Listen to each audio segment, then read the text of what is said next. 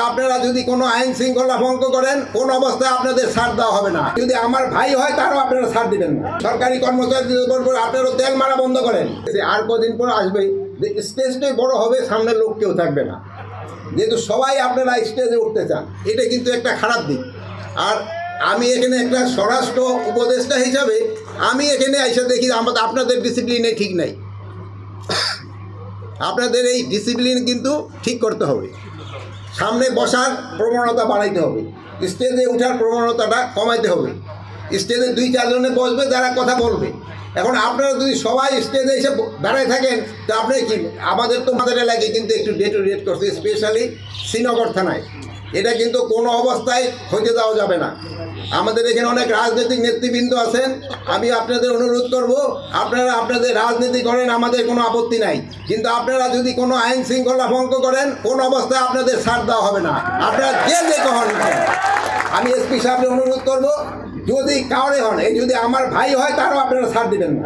তাকে ওই চার শিকার ভিতরে ঢুকান, এরা এমপি হোক বা যা হোক সেই সময় হবে। এখন আইন শৃঙ্খলার ভিতরে তাকে কোনো হাত নাই।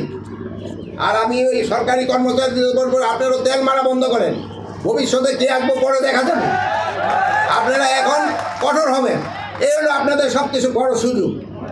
আপনারা কোনো অবস্থায় ছাড় দিবেন না। আর রাজনীতি করেন, ভালো দেশে কাজ করেন। আর আমি আমার ভাইদেরও বলবো, আপনাদের আমাদের এখন কৃষি পাওয়া যায় না, কৃষি শ্রমিক বড় অভাব। আমরা যদি একজন ছেলে যদি বিদেশে যায়, সে আর মাঠে কাজ করতে চায় না। এইটাও কিন্তু আমাদের একটা খারাপ দিক। আপনারা মাঠে কাজ করেন, শরীরও ভালো থাকবো, দেশের উৎপাদনও বাড়বে। ওই চা খাইলে ডায়াবেটিস বাড়বো, মানুষের ওই উচ্ছা কাজ করবেন, হুজুরেরা বলবে এইটা তো অন্যায় এবং এই জন্য দোজক। এই জন্য খেতে থাকেন, কাজ করেন, শরীর ভালো রাখেন, দেশের উন্নতি করেন। এই চা খাইয়ে খেয়ে সময় নষ্ট করেন না। আমার কথাগুলি হয়তো আপনাদের অনেকেরই ভালো লাগবে না, কিন্তু এগুলি হলো আমাদের বাস্তবতা। এরপরে এই যে আপনাদের যে অনুষ্ঠানটার পরে আমার মনে হয়েছে এরপরে যদি কোনো অনুষ্ঠান হয় আমি হয়তো আসবোই না, যেহেতু আপনাদের ডিসিপ্লিন যদি ভালো না হয়তো হেনাই সে তো কোনো লাভ নাই। আমি তো এখানে ডিসিএসপি সবাই সামনে আজকে আমার মান সম্মান গেছে এই আপনাকে জন্য। সবাই যে আপনারা স্টেজে উঠছেন, সামনে নাইলো, কিন্তু কর্মচারী আছে তারা যেন কৃষকের পাশে যায়। এরা কিন্তু খালি ওই ইউএনের অফিসে বৈশা বা কি বলে ইউনিয়ন পরিষদে যেন বসে না থাকে।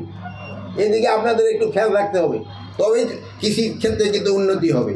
আমাদের এই কৃষিতে প্রায় কিন্তু 40% শ্রমিক কাজ করে। কৃষকের উন্নতি না হলে কিন্তু কোনো অবস্থায় উন্নতি হবে না।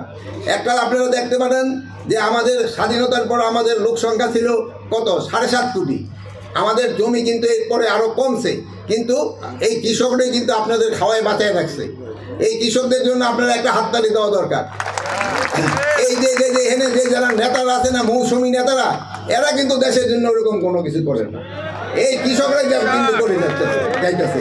এই কৃষকের জন্য আপনারা চেষ্টা করবেন, কিন্তু এই মৌসুমী নেতাকেও আবার প্রশংসা না করলে ওরা আবার বদনাম করা শুরু করে, যে যারা তো ঘোরাঘেরা করে সারাদিন।